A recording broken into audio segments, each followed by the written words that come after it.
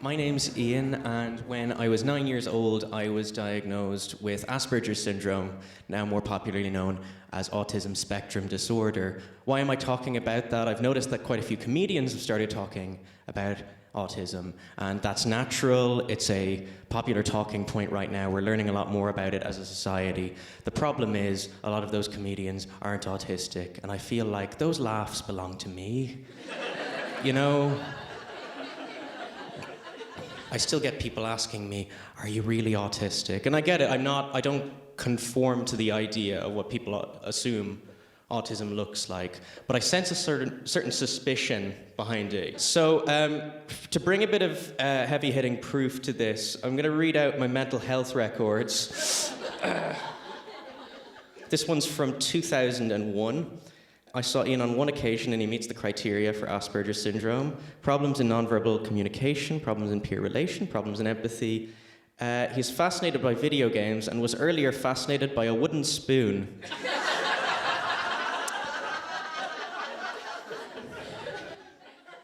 Yeah, you laugh now, but any Irish person knows that the wooden spoon is an object of terror.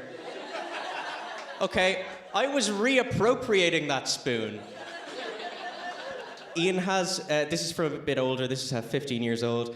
Ian has at least, problems in socializing, Ian has at least 2 friends, and it is felt that they both have unusual personalities. And then, right at the end of the document, the cheeky fucker says, it is felt that his self-esteem might be low. Oh! I wonder why. Welcome to You're Up Next, a podcast by Bright Club Ireland that explores what comedy can do for research and society. I'm Jessamyn Fairfield, and I'm a physicist, comedian, and organizer. This is the second season of You're Up Next, and we'll be exploring some important topics through the lenses of science and humor. In this episode, we're talking about bias, and I'll be speaking with Kasha Patel, who is a science writer and comedian. The laws of nature don't care whether or not you believe in them. They're the same no matter what. Totally objective, not messy and subjective like things we humans do. Have you heard this argument before? So, if it's true, then when humans investigate the laws of nature, they always find the same thing, right? Well, no. Sometimes there are flaws in our experiments or theory, or just the way that we're thinking about a problem that might lead us to the wrong conclusions. But the scientific process is self-correcting, so we're always getting closer to those objective truths, even if sometimes we get a little lost along the way. Okay, so even if we accept the idea of an objective, universal set of truths, it sounds like we're always going to be looking at those through our human preconceptions and biases. In fact, even if we built some sort of artificial intelligence or designed a machine learning task to search for the truth, it would be biased by how we programmed it, by our initial assumptions that informed our own programming. There are actually a lot of historical examples of where science has been biased to fit social narratives. A famous one is the history of computing, which early on was considered a naturally female field. Early computers were actually women, literally, who performed complex computations on astronomical orbits, rocket trajectories, that kind of thing. Many of these women were not on academic papers and were erased from the history of spaceflight until recent media like Hidden Figures and the Lady Astronaut series brought them into light. The development and programming of early electronic computers were also largely guided by women like Grace Hopper, who invented machine-independent programming. And this kind of pseudo-scientific argument was made that since typing at a computer required fine motor skills, that was just something that women were naturally more capable of. I guess the idea was that men with their fat sausage hands could never master typing. But of course, the real reasoning was to do with the perception of computers as a secretarial tool, not an object of power or prestige. And when that changed in the 80s and 90s, men flooded to computing and computer science, and women were pushed out. Not so coincidentally, the wages for computer work went up when men started doing it. And there's a converse effect where fields that women move into, like biology, experience a wage drop. When who is doing science changes, so does how much value we put on that science. We've seen similar trends around other forms of bias too, of course. Darwin and many early anthropologists and biologists believed in a hierarchy of races and their abilities, and they weren't discouraged by a lack of evidence. Nazi researchers tried to use science to prove their own beliefs about eugenics, and new biological tools like genetics are frequently used to advance racist lines of thinking. There are still academic journals specializing in these areas today. And the Psychological Diagnostic Manual, the DSM, classified LGBT people as possessing a mental disorder until just the past decade. When science is being done by the dominant group, its findings will tend to mirror the prejudices of that group. And you can read more about that in a couple of amazing books by Angela Saini, Inferior and Superior. So science, as a human activity, can't really be objective, though it can aspire to it. In fact, if you think of scientific knowledge construction this way, it's really about trying to identify our own preconceptions so that we can see past them to some deeper truth. Comedy is actually very similar. A good joke upends an assumption that we didn't even know we were making. A classic example is the joke about a man and his son who are caught in a terrible car accident, and they're rushed to the hospital in critical care. The doctor looks at the boy and exclaims, "I can't operate on this boy. He's my son. How is this possible?" The answer, of course, is that the doctor is the boy's mother. And what's funny is how many people don't think of that. They picture the doctor as a man, and they can't think outside that preconception. Of course, you could also argue that this joke has its own preconception, that children always have a mother and a father, never two fathers. So it's preconceptions all the way down. What I like about humor is that it's naturally subversive. It's a very efficient way to challenge these unstated assumptions and biases. You could almost say that if we want science to get closer to objectivity, we need humor to help. So I had a chat about bringing science and comedy together with Kasha Patel, a science comedian based in Washington, D.C. I am a science writer by day and a stand-up comedian by night, and I specialize in science-themed stand-up comedy shows. Which are excellent, by the way. What I wanted to talk to you today about is the idea of using comedy to challenge things, whether it's in science or sort of in our day-to-day lives. And I know you have a lot of experience with this, both as a comedian, a showrunner, and it sounds like in your day job too. So maybe to get started, can you tell us, do you think that comedy is useful in terms of challenging people's perceptions around science or around who can be a scientist? Well, I've been doing stand-up comedy for probably 8 years now. And, when you first start out, you're terrible. I was terrible. I didn't really know what I was doing. I was trying to do science jokes, but I just wasn't a good joke writer. And I think my stage presence is pretty awkward. So I think that I just kind of gave up on the science jokes at first because I'm like, oh, people don't want to hear those. And then maybe I just need to get better at it. But then when I moved to Washington, D.C., people found out I did stand-up comedy. My colleagues who work at a science place, NASA, I don't know if you've ever heard of it before. It's pretty up and rising. But they were like, oh, do you do science jokes? And I was like, oh, you would come to a show that does science jokes. So in the beginning, I think there's a lot of wrestling about how much science you can actually communicate in a stand-up joke. Other forms you can do more, right? Like YouTube videos, sketches, improv, those have a little more that you can do with it. But for my medium, it was stand-up comedy. And I think at first, while I was still trying to figure out the content of my joke, I think the fact that I was just up on stage and I have this science background, I work regularly with scientists, I'm pulling scientists on stage with me, I think comedy was helpful to break that stereotype of what a science person can be like.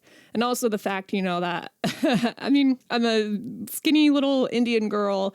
I guess some people think that's sciencey, but for someone like me to also be on stage doing comedy, so many Indians have come up to me and be like, how did you learn how to do that? We don't do that. We're Patels. I'm like, I don't know. It's just something I like doing. So I think there are multiple stereotypes that were being broken every time I walk on stage. As I got better at writing jokes and my stage presence got better and I got more experience, I think then I started working on tighter jokes and being funnier. And a couple years ago, I did a TEDx talk, which was pretty fun. And I basically analyzed over 500 of my jokes. and I measured how long it took me to say the premise and how many seconds of laughter came afterwards. And I separated my jokes into science jokes and non-science jokes because I wanted to see which jokes did better. Is this actually good for people's like science retention? Or, just seeing if they're turned off by the word science rather. And the audiences I performed for analysis, they were both science and both non-science. I just kind of grouped them all together, which, maybe for follow-up analysis, I would separate it. But I think what I found out there is that my science jokes actually did better. So that analysis showed me that people are interested in science. So I think in that case, comedy was helpful to get people excited about science. So that was like stage 2. First stage was comedy can be used to break stereotypes of what a scientist looks like. Stage 2, or that was stage 1. Stage 2 is science can be used to whet people's appetite and get them excited about science because, it's only like a minute long joke. And then I think step 3 that I'm starting to move into is give more content within a show or within the joke. Sometimes there's some like sort of science comedy shows or like content that I've seen where it's very much like if you already know the science, then you're like in the group that gets it. And if you don't, then like nothing has really been communicated to you.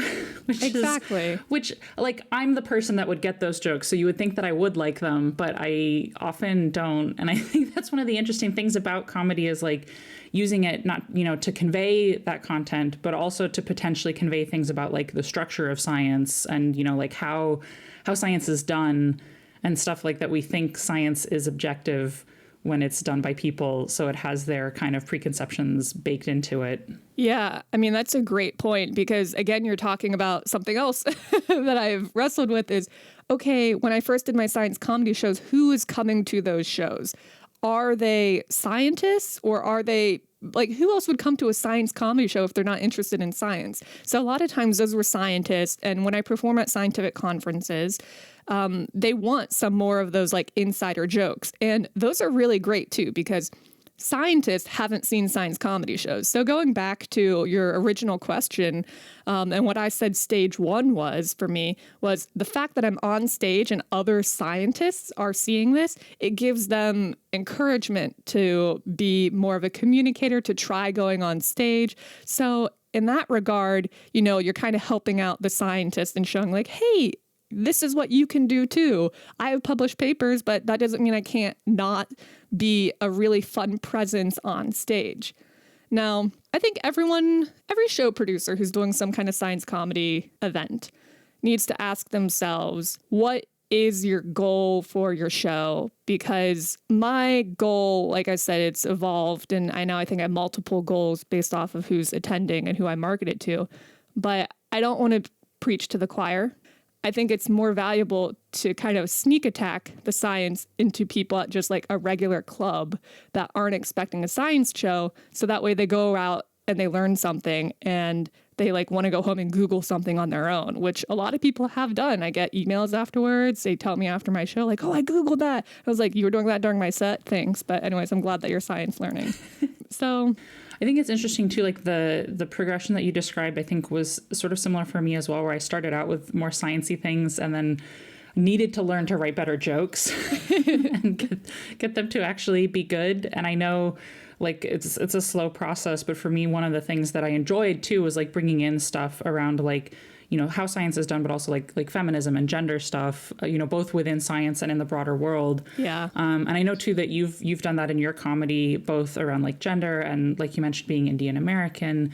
Like, do you think that comedy is a useful way to challenge that kind of bias or to tell people's stories? Oh, yeah. It's funny because I'm from West Virginia. If your audience doesn't know, it's kind of like we get the reputation of being the hillbilly state in the United States. I love that state, but we have our issues just like every other state does, but we kind of get a bad rep for it. But I love that state. It made me who I am. But when I would do West Virginia jokes at the very beginning, because like I said, I kind of put away the science jokes. I just focus on me growing up as an Indian American in America, in rural America, in this like backyard state. People would come up to me afterwards and they would just say their stereotypes of West Virginia. And they would be like, are you really from West Virginia? Is that something you made up? And it's like, okay, one, why would I make that up? And two, yes, I am. Why is that so hard to believe? And it's because they're not used to seeing people like that. So it got me thinking that when this is kind of the overarching takeaway that I want people to get when they see my show, regardless of what I'm talking about, is I want people to walk away with a new angle or a new idea of what that person is. Like, I want them to get rid of what their stereotypes of that location, of that background is. So when I do my West Virginia jokes, I always try and do it as like, not like as a positive thing, being that it's never like the punchline. Sometimes it is because, like but my jokes are about me being Indian American in West Virginia. Same thing with science. Whatever people's preconceived notions are of science, I want them to walk away with a different, like, that's different. I never thought of that in that light before. So that's kind of the overarching principle that I try to employ when I do my stand-up comedy and write my jokes. Yeah, well, I think it's so interesting too, because like when people listen to something that's billed as comedy and that's like good comedy, I feel like they're more open to, looking at things from a new perspective, because that's what most jokes are. Exactly. And so I hope that they're taking stuff in and more willing to, like you said, like walk away being like, oh, I never thought about it that way, rather than being like, well, no, that's not what West Virginia is like. And it's like, come on. Okay. And the same for like scientific issues, hopefully, like things like climate change, which can have such entrenched, opinions on it. I would hope that comedic communication of those can have more of an effect than just straight up being like, you don't get it, and here, I'll tell you why, I'm the expert. So climate change is very interesting to me. When you have these really controversial topics, those are probably the hardest for me to write about. Climate change specifically, because I work in climate change during my day job. I'm an earth science writer. And there's there's so much negativity around climate change already that it's like as soon as you say those two words, you bum people out. And I've actually looked up a lot of literature about this. And there are studies that show that if you joke about climate change, it doesn't necessarily have to convey information about climate change, but just making jokes about it makes people who are listening, I think in these particular studies, they were students, they actually felt better and they didn't feel so hopeless afterwards, which I think is another, we didn't talk about that, but it's like how people feel motivated to take change afterwards. And I think the fact that comedy can do that is incredible. And then there was also this researcher nearby at George Mason University in Virginia. And he was also his name is John Cook, and he did some interesting research about how to combat climate miscommunication. And he uses something called parallel argumentation. And when he was describing this to me, I was like, wait, we do that in comedy all the time. Basically, it's taking the logic of one situation and applying it to another situation and showing that the logic doesn't hold necessarily. And the more outrageous your second situation is, the easier it is to see the logic doesn't hold. So he's been doing that a lot with climate change. And you can see this a lot in monologue jokes. I read this in the very beginning when I read the Comedy Bible, which like every stand-up comedian reads. But in that book, she refers to it as the mix. And I have some jokes that talk about that too. Like I have a NASA moon landing joke about how some people think it's fake because they can't see it, which is ridiculous because astronauts brought back rocks and there's video, And then I take that same logic to me being born and being like, well, I've never seen my parents mate before, but I know it happened because I'm here. And there's video, So that was my kind of mix of the joke that I would do. And to me, that was so interesting because I don't think he was trying to be funny when he did his mix in his part because he's not a comedian. But as comedians, we are able to do that and we are able to make it funny. And I think that's why, Stephen Colbert, John Oliver are very successful because they use this technique a lot. Yeah, absolutely. And I feel like too, in some of the like comedy that I like or that I've tried to write around like issues like sexism and racism and things as well. I feel like that's such an effective technique to be like, okay, well, if you really believe this, then like, do you also believe this? No, didn't think so. Like, do you know, are there other like comedy techniques that you think can be valuable in terms of calling out bias? Oh boy. Easy question, no pressure. I feel like this past year, I think there's been a lot of bias that people didn't know that they even had. There's a lot of institutional bias that people thought they were, one of the good ones, quote unquote. And now we're realizing, oh, it's those really subtle things that you would do that is not okay. And it's kind of perpetuating these things. And, I used to have a joke about how people would say things to me about being Indian, like because I'm Indian. The joke was along the lines of, it's really difficult to be brown because people expect you to know everything about your culture. And then I would have people asking me hey, Kasha, do you know when monsoon season is? So I Googled it and Google said, yes, that person is racist or, something like that. And, I've been doing those jokes for so long because they're my personal experiences. And I didn't even realize what I was doing, I guess. I was showing the bias, but to me, it was just a really funny instance. And it happened so much to me and my friends that were like, aha, yeah, that's funny. Me and my brothers, we get that a lot. It's just a normal part of our lives. And I mean, it's not necessarily a technique, but, telling stories like that. Stories are interesting for me because you have to make sure that it's funny. So what I do is I'll write out the story and then I will try to insert my punchlines or little jokes, after each sentence to try and keep that momentum up to make people laugh. But it's very difficult. It's very difficult. But yeah, I think though that is so true. Telling stories about things that have happened to you that are surprising or might be surprising to other people, even if they're not surprising to people that share things with you. I think that's super powerful because, I feel like I've done some of that around being a woman in science where after sets, people will be like, did someone really say that to you? And it's like, yes, they did. That's not the only time. And that's another interesting thing is we are at this weird border, right, between science and comedy. And I talk about this a little bit in my TEDx talk that when you're a comedian, people expect everything that you say to be a lie. They're like, oh, you're just exaggerating for the punchline. But then as a scientist or from the science side, no, everything you say is truthful. So all of my jokes have true premises, and then I try and make the punchlines logically flow so it doesn't sound too outlandish. Other people do that, and that's fine, but that's not necessarily my style. So it's interesting that I think one of the reasons my science jokes did well that I talk about is exactly the reason you said. When people learn that it's real, it makes so much more of an impact where they're like, oh, that's so interesting. I didn't know. And I think nothing is funnier than the truth. That if you stick to the truth, you're still communicating things and people are kind of, like I said earlier, twisting the stereotype on their head. Yeah, no, I could not agree more.